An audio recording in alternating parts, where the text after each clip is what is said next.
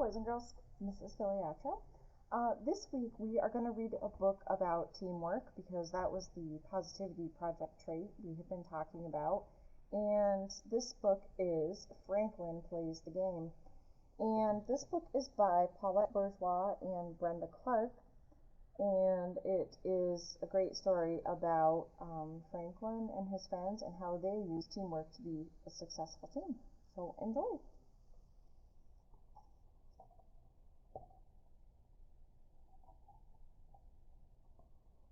Alright, Franklin could slide down a riverbank. He could tie his shoes and count by twos.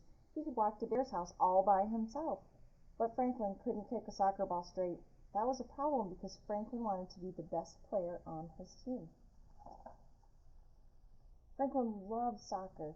He liked the running and the dribbling. He especially liked the uniforms. He wore his purple and yellow jersey and matching shin pads even when he wasn't playing soccer. Sometimes he slept with his soccer ball and dreamed of scoring goals. Before every game, Franklin practiced in the park.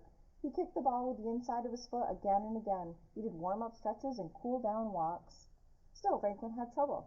He couldn't run very fast, because he was a turtle, right? Not very fast. Even without a soccer ball between his feet. And when Franklin kicked the ball, it never went where he intended. And there it is in the pond. Goose watched Franklin's ball fly into the bushes. "I'll never score a goal," said Franklin sadly. "Neither will I," said Goose. "I keep forgetting the rule that says I cannot use my wings unless I'm the goalkeeper. Everybody gets mad at me." Goose showed Franklin how wide her wings stretched, right? Because you can't use your hands in soccer unless you're the goalie. Beaver was watching too.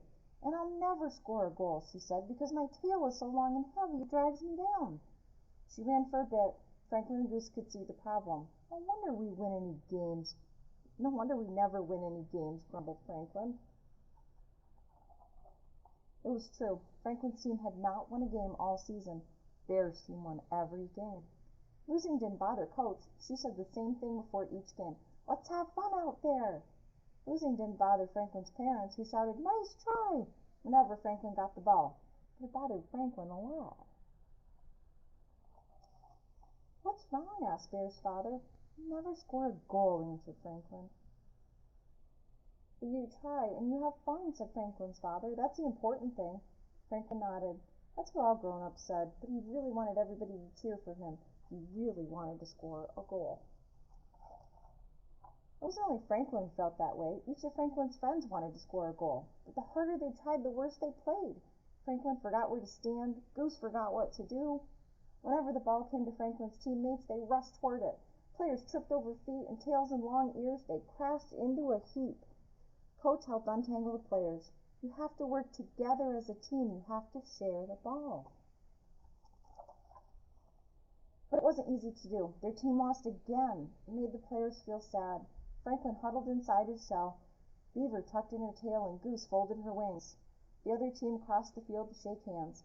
"Nice try," said Bear. Franklin didn't come out of his shell. Bear bounced the soccer ball up and down. "Come on out, Franklin," said Bear. Franklin poked out his head. At that moment, Bear's ball was coming up. Franklin bounced the ball off the top of his head. It went flying straight to Goose. She spread her wings. "Saved!" Franklin shouted. Beaver was so excited she flapped her tail up and down. "That's it!" cried Franklin. "What's it?" asked Bear.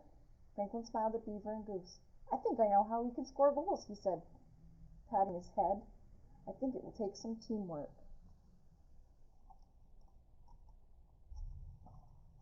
Every day until the next game, Franklin and the team practiced in the park. Coach helped them work on a special play. They giggled and laughed and dribbled and bounced. They played in the rain and slid in the mud. One day Bear came by. "What are you doing?" he asked.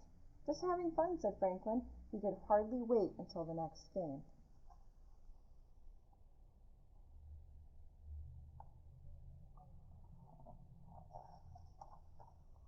It was time for the final game. The teammates huddled together. "Let's show them what we can do," said Franklin. But within the first minutes of the game, Bear's team scored a goal. "Team," said Coach, "it's time for your special play." Goose went into the goal. She used her wings as much as she wanted and made 3 spectacular saves. The crowd cheered. Goose spotted Franklin on the field and tossed the ball to him. It landed on Franklin's head. One strong bob and Franklin sent the ball soaring to Beaver.